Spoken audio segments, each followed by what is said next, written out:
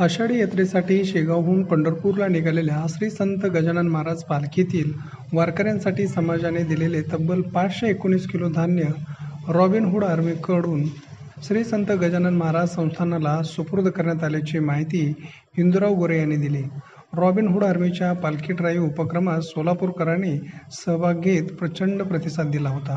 सोलापुरातील hotel, मंगल कार्यालय व कार्यक्रमातून शिल्लक राहिलेले अथवा ताजे अन्न गरजूंपर्यंत पोहोच करणाऱ्या रॉबिनहूड आर्मी सोलापूरच्या वतीने दररोज अन्नसेवा उपक्रम राबविला जातो. आतापर्यंत 7 वर्षांमध्ये 7 लाखांपेक्षा जास्त गरजूंना अन्न पोहोच करण्यात आले आहे. त्याचबरोबर विविध समाज उपयोगी उपक्रम देखील राबवले जात आहेत. सोलापूरमध्ये मुक्काम असणाऱ्या श्री गजानन महाराज पालखीतील वारकरी व संप्रदायासाठी धान्य देण्याचे आवाहन रॉबिनहूड आर्मी यांनी केले होते.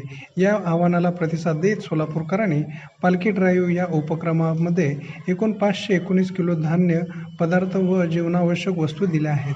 शेगाव ते पंढरपूर गजानन महाराजांच्या पालखीत चालत जाणाऱ्या वारकऱ्यांच्या भोजन व इतर गरजेसाठी धान्य, जीवनावश्यक वस्तू देण्याचे आवाहन रॉबिनहूड आर्मीने केले होते. यानंतर सोलापूरकरांनी गहू, तांदूळ, ज्वारी, डाळ, तेल, साबण, गूळ, लाडू, चहा, साखर, खजूर, रवा, साखर, पोहे तसेच शेंगा व साबुदाणे आदी किराणा साहित्य दिले होते. तसेच पावसापासून संरक्षण व्हावे म्हणून छत्र्याचे वाटप देखील करण्यात आले.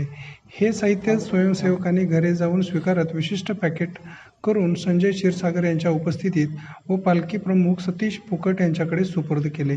या उपक्रमासाठी कनक नागदेव, अवधूत तोळबंदे, अजिता भिडे, नारायण जोशी, गडेगप्पा कोरवार, योग समर्थ ग्रुप, अनुराधा खरे, गुरुदत्त जाधव, वैभव वाघमारे, कल्पना दाते, श्रीनिवास कासल, सिद्धाराम विजापुरे, अश्विन क्षीरसागर, ईशा क्षीरसागर, श्रुतिका जाधव, शैलेश करवा, अनिल मल्ला, जसोदा तापडिया, सूर्यकांती नायर, सुयोग मोहोळकर, राजश्री तातुसकर, नित्यानंद शिंदे, लतिका साठे, सिया देवस्थळी, अर्चना आघाव, आशाताई वानारे, श्रीपाद कुलकर्णी, विशाल कलानी, नंदकिशोर बलदवा आदींचे योगदान मिळाले होते.